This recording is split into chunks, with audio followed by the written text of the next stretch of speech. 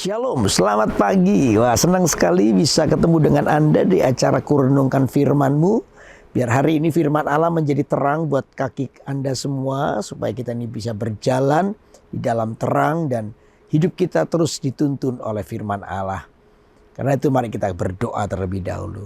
Tuhan Yesus, kami perlu firman-Mu menerangi hati kami, supaya sungguh-sungguh hidup kami berada dalam jalan-jalan-Mu. Tetap berada di jalan-jalan-Mu. Terima kasih ya Tuhan, Engkau sendiri yang berfirman menguatkan kami pagi ini, dan biar sungguh-sungguh berkat firman-Mu memberikan kekuatan dan pengharapan yang baru dalam hidup kami. Dalam nama Yesus kami siap mendengarkan firman-Mu. Haleluya.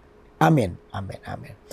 Nah, untuk itu mari kita akan baca Alkitab kita di Yosua pasal 1 ayat 9. Yosua pasal 1 ayat 9. Demikian firman Tuhan.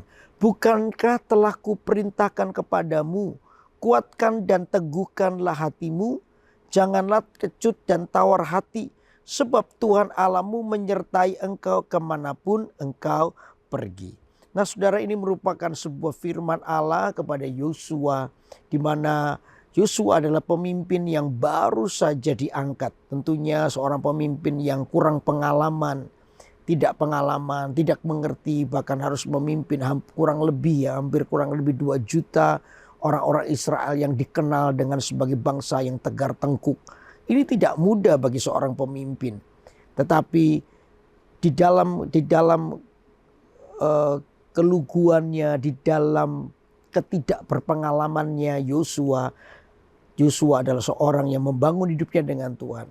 Nah, disitulah dia sungguh-sungguh menerima janji di dalam penyertaan Tuhan. Sehingga memimpin itu bukan dengan kualitas kepemimpinan saja, tetapi dengan hubungan intim, dengan kualitas berjalan bersama dengan Tuhan. Maka kita akan bisa melakukan sesuatu yang besar.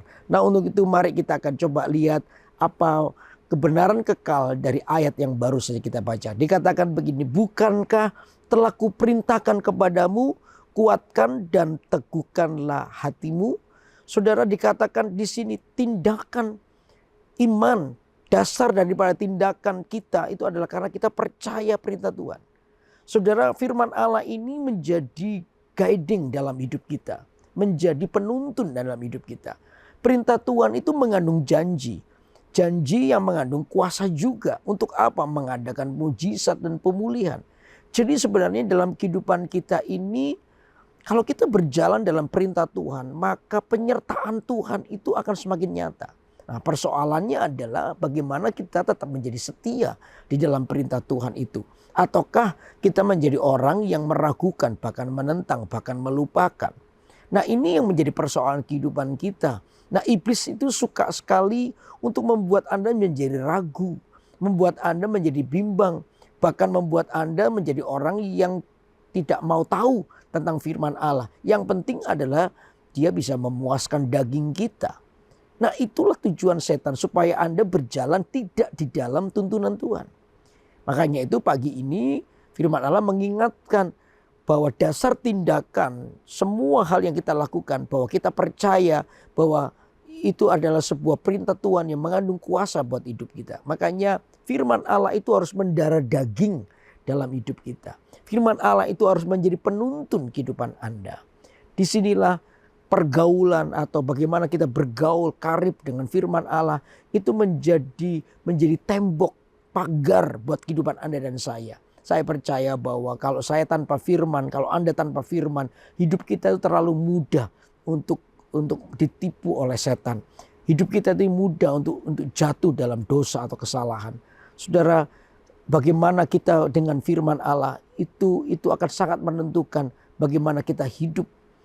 Biar firman Allah itu menjadi penopang dasar dari hidup kita.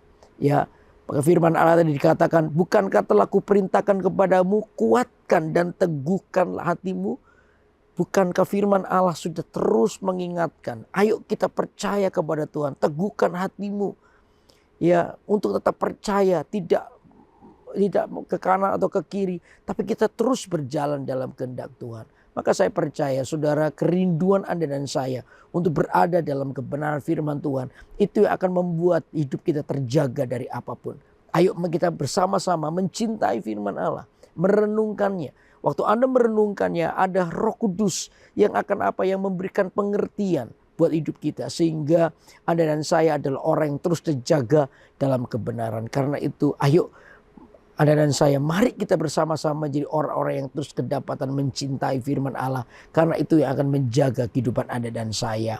Ya, sehingga dia meneguhkan tindakan kita kepada kebenaran itu akan diteguhkan, membuat kita percaya untuk melakukannya. Dan saya percaya keteguhan iman itu akan mendatangkan mujizat dalam kehidupan kita. Amin. Lalu yang kedua dikatakan janganlah kecut dan tawar hati. Janganlah kecut dan tawar hati. Bicara soal kecut dan tawar hati itu bicara soal orang yang sudah kehilangan semangat. Kenapa orang kehilangan semangat? Karena dia mengizinkan persoalannya itu jauh lebih besar daripada sekedar perkataan Tuhan dalam hidupnya. Orang ini adalah orang yang melupakan perkataan Tuhan. Bahkan mungkin perkataan Tuhan sudah tidak berarti. Ini cuma tulisan di Alkitab aja. Orang tidak lagi menaruh harapnya kepada Tuhan, tetapi melihat persoalan dunia, persoalan kehidupan itu jauh lebih besar. Nah, ini yang membuat kita kalah. Karena itu saudara, poin yang kedua ini penting untuk Anda melekat kepada Tuhan setiap waktu. Hubungan Anda, hubungan intim Anda dengan Tuhan itu sudah tidak bisa digantikan dengan apapun juga. Makanya pekerjaan setan dalam hidup kita yang terutama adalah merobohkan mezbah doa kita. Anda dibuat malas, dibuat sibuk, ya sehingga kita tuh tidak bisa lagi punya waktu dengan Tuhan. Nah, di sisi lain kita minta Tuhan menolong hidup kita. Di sisi lain kita minta Tuhan melakukan mujizat dalam hidup kita. Ini dua hal yang tidak pernah bertemu. Kenapa? Karena bagaimana Tuhan itu bisa meletakkan firman-Nya dalam hidup kita. Kita nggak punya waktu dengan Tuhan. Padahal yang bisa membuat kita kuat itu adalah perjumpaan Anda dengan Tuhan dan firman-Nya. Itu yang akan membangkitkan iman kita. Makanya itu saudara, iblis itu berusaha untuk apa? Menghapuskan namanya korban sehari-hari. Bicara soal mezbah doa Anda. Itu yang iblis hancurkan. Sehingga kita tidak bisa lagi melihat pertolongan Tuhan. Tapi justru hati kita ini tawar. Hati kita menjadi kecut. Dikatakan janganlah kecut dan tawar hati. Hati kita itu menjadi hati yang hambar. Tidak lagi percaya kepada Tuhan. Melihat sesuatu yang rohani itu menjadi hal yang tidak terlalu berguna buat hidup kita. Sehingga yang kita pikirkan adalah cara-cara hal yang salah. Cara-cara dari setan. Membuat hidup kita semakin jauh dari Tuhan. Hidup kita semakin jauh daripada kehendak Allah. Maka yang kita jumpai adalah kehancuran dan kebinasaan.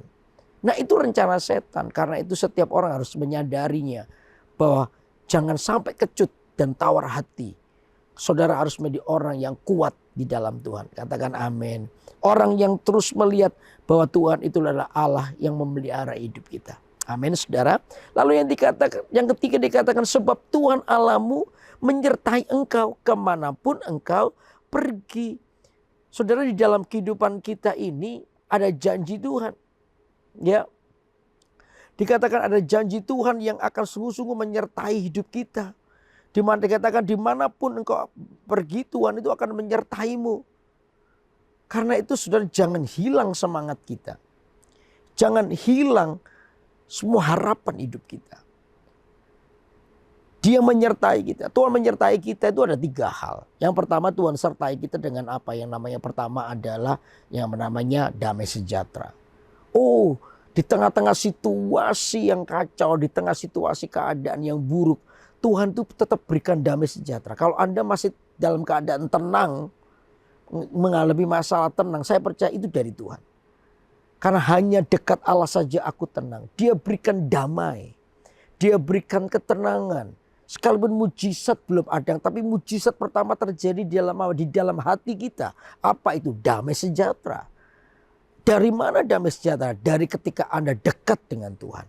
Makanya kedekatan dengan Tuhan itu hal yang penting. Melekat kepada Tuhan hal penting. Karena disitulah damai sejahtera Tuhan itu akan ada dalam hidup Anda.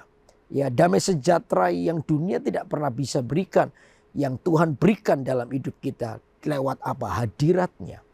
Lalu yang kedua, Tuhan menyertai kita. Tadi pertama damai sejahtera. Yang kedua, Tuhan menyertai kita itu lewat hikmat.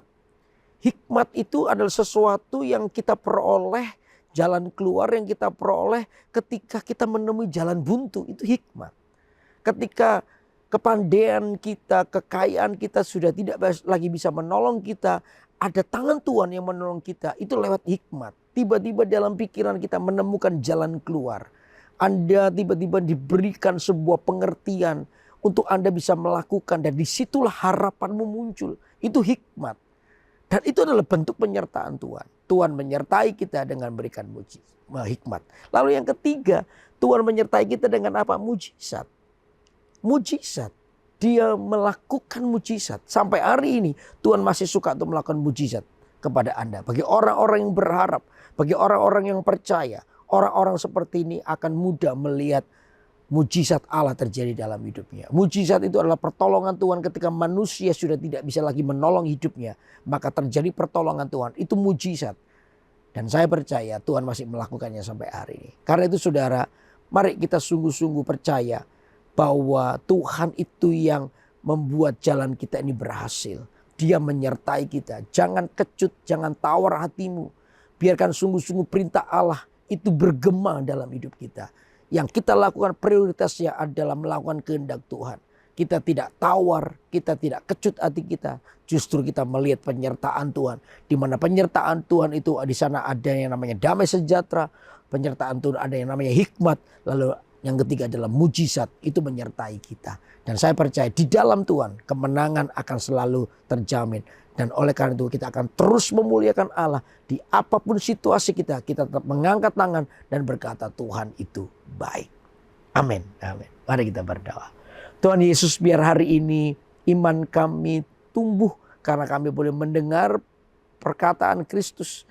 Sehingga itu menjadi dasar daripada kehidupan kami. Tuhan, kami mau menjadi orang yang terus melekat kepadamu.